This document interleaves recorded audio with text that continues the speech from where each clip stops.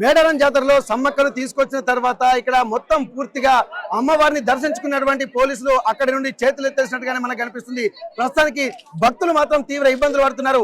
VVIP పాసులు ఇచ్చినప్పటికీ కూడా అవి ఎందుకు ఉపయోగపడని విధంగానే కనిపిస్తుండటంతో ఇక్కడ వివిఐపి పాసులు మొత్తం కూడా ఎంత మంది ఉన్నప్పటికీ కూడా అక్కడ పూర్తిగా ఒక ఇబ్బందికర వాతావరణం ఉంది.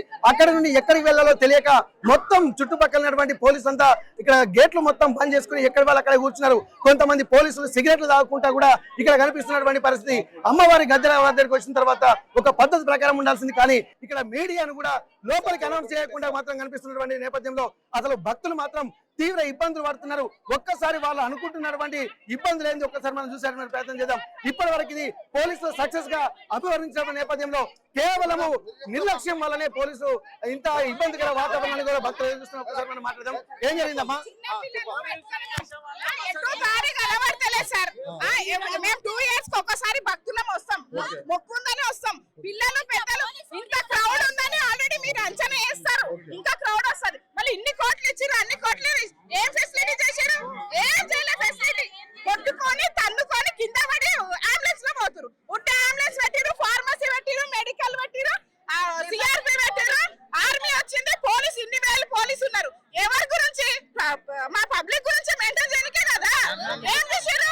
ఏం చేశారు? మళ్ళీ రాత్రి 3 అవుతుందమ్మా. ఇప్పుడు లేడీస్ మీద చేయబడుతున్నారు, ఏం సరిగా లేదు. సీతక్క ఏం చేసిందో ఏమో, సీతక్క చేసి మేము బయట నుంచి రాలేదు. తెలంగాణ గడ్డ మీద పుట్టి పెరిగిన పిల్లలమే మేము కూడా. ఇన్ని సంవత్సరాల నుంచి వస్తాం, కానీ ఇట్లా ప్రాబ్లం మాకు రాలే. కానీ ఈసారి ఫెసిలిటీ మంచిగా ఉందన్నారు, కానీ చాలా వర్స్ట్ గా ఉంది ఈసారి. కానీ నెక్స్ట్ టైం అయితే లైన్ పెట్టాలా, లైన్ పెట్టాలి. చాలా సీనియర్ సిటిజన్ కి చూడాలి, పిల్లలకి ఒక లైన్ పెట్టాలి. చాలా ఇబ్బంది అవుతుందండి. సక్సెస్ఫుల్ గా జాతర నిర్వహిస్తున్నాం, సక్సెస్ అంటున్నారు. దీన్ని దేవుడు శక్తి ఉన్నాడమ్మా, దేవుడు శక్తి ఉన్నాడు, దేవుడు ఉన్నాడు. దేవుడు గురించి మేము వస్తున్నాం, ఇంత కష్టపడి చాలా దూరం నుంచి వచ్చినాం మేము. పార్కింగ్ కి ప్రాబ్లం, ఇంత దూరం మేము డ్యూటీలోకి పోతాం, కష్టమైన పిల్లలు తీసుకొని వస్తున్నాము. లేకపోతే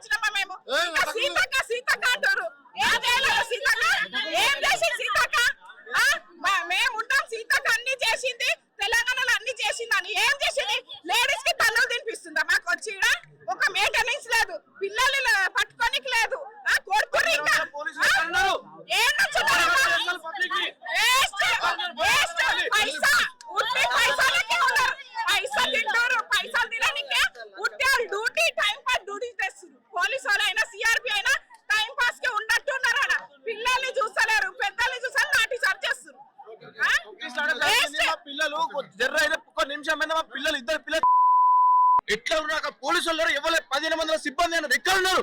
కనిపించలేదు. ఎక్కడక్కడ ఒక జిప్పు, ఇక్కడ ఒక జిప్పు, అక్కడ ఏమైనా కార్ల సిగ్నల్ కాడ పెట్టి అక్కడ అడిపో ఇడిపో అనడే తప్ప ఇక్కడ ప్రజలు పట్టించుకున్న రాజులే లేడు, వ్యవస్థనే లేదు. Government fail.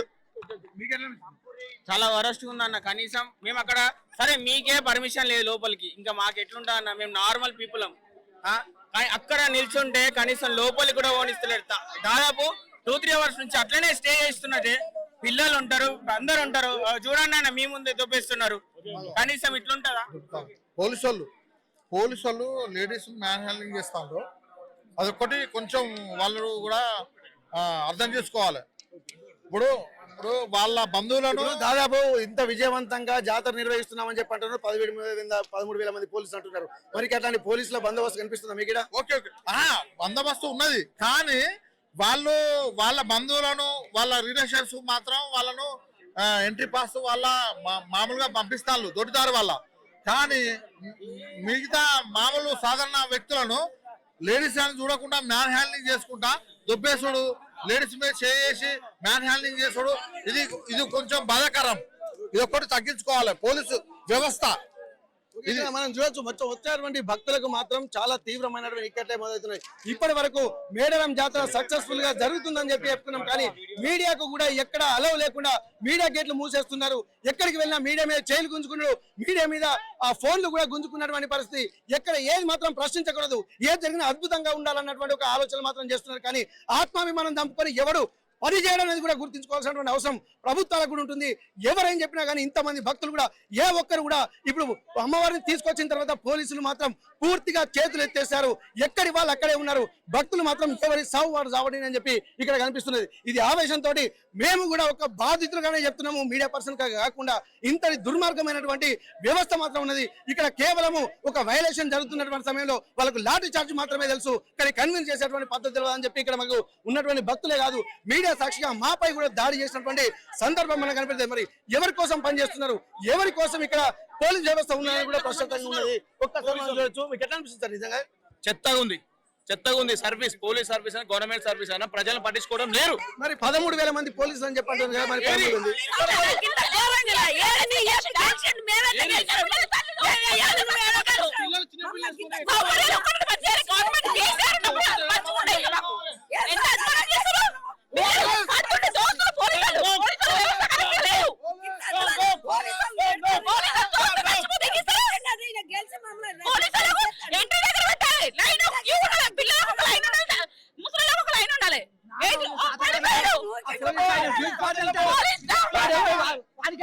మాకు లేదా పోలీసు అది నా రోడ్డు ఎక్కడ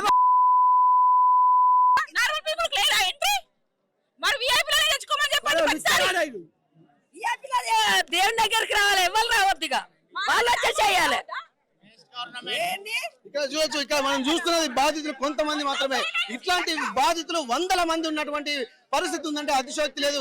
ఎక్కడ చూసినా గానీ ఇక్కడ సమన్వయం చేసే విధంగా ఉండాలి. కానీ 13,000 మంది పోలీసు అంటున్నారు, కానీ ఎన్ఎస్ఎస్ వాలంటీర్లను కూడా పెట్టుకొని పనిచేస్తున్నారంటే ఇక్కడ ఎవరు పనిచేస్తున్నారు, ఇంత వేల మంది బలగాలు ఎవరి కోసం పనిచేస్తున్నారని కూడా ప్రశ్నార్థకంగా మారుతున్న నేపథ్యంలో ఇప్పటి వరకు జరుగుతున్నటువంటి పరిస్థితులు మాత్రం తీవ్రమైనటువంటి ఒక ఆందోళన వ్యక్తం చేస్తున్నారు. ఎట్లుందమ్మా దర్శనం?